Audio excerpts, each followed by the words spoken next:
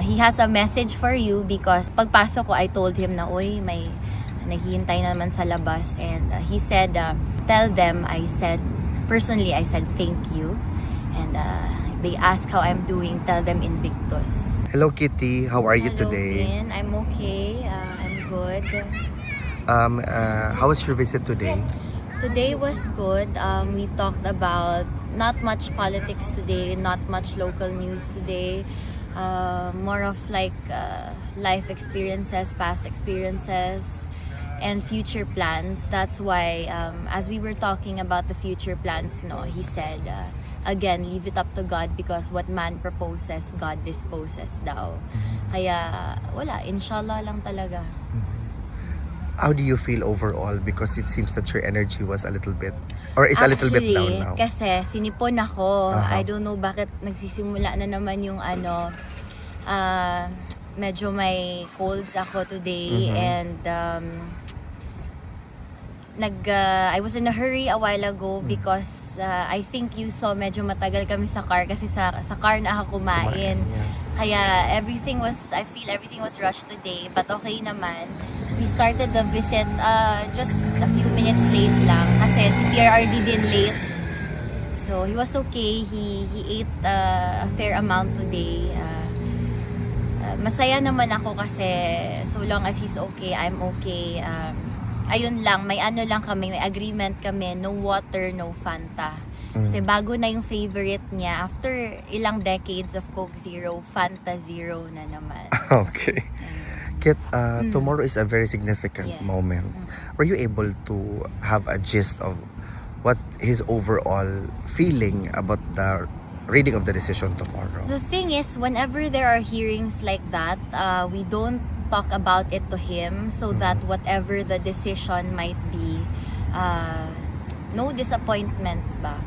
So I'm sure he knows, or I'm sure he will be informed because I saw Nick on the way out, our legal team on the way out, and I'm sure that the legal team will discuss the details with him. Pero kami naman, we don't talk about it para hindi kami ma-disappoint if ever. But obviously, we are hoping.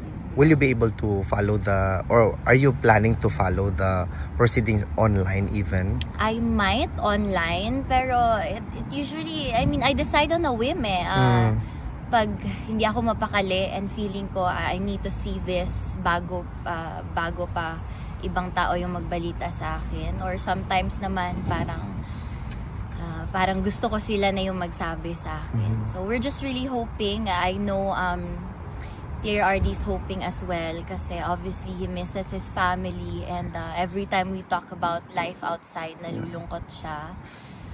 But I told him na you're here every day, and sometimes kanina he asked kung approximately ilan kaya yung sa isang araw. Sabi ko, I don't really count. I just know there are a lot of supporters.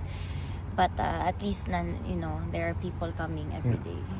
In the event, should the appeals chamber decide in favor of the defense team with respect to the jurisdiction, hypothetically, if your father will be freed, what is the one thing that you would ask him to do?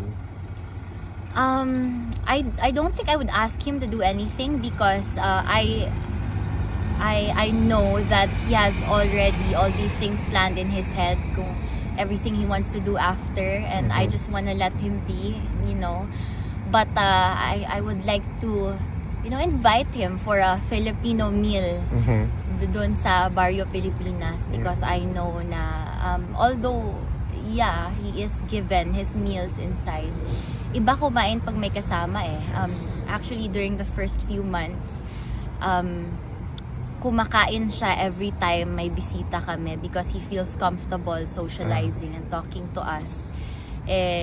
Kaso hindi pwede because the meals in the vendo machine are not diabetic friendly. So he has to eat talaga by himself inside. So, kaya mga snacks na lang pag nandun kami. Kitty, I just want to relate to you and to your family that the Filipino people really wishes your father to be free very soon, and we pray for him every day. He knows. Actually, I asked him kanina, Papa, do you know how loved you are? And he said na I don't really want to say, but I think. Sabi ko, you think? You think? Yeah. So, he knows. I relay that to him every single day. And he has a message for you because pagpasok ko, I told him na, oy, may naghihintay na naman sa labas. And he said, tell them, personally, I said thank you. And they ask how I'm doing, tell them Invictus. Thank you, Kit. Mabuhay ka. Mabuhay. Thank you.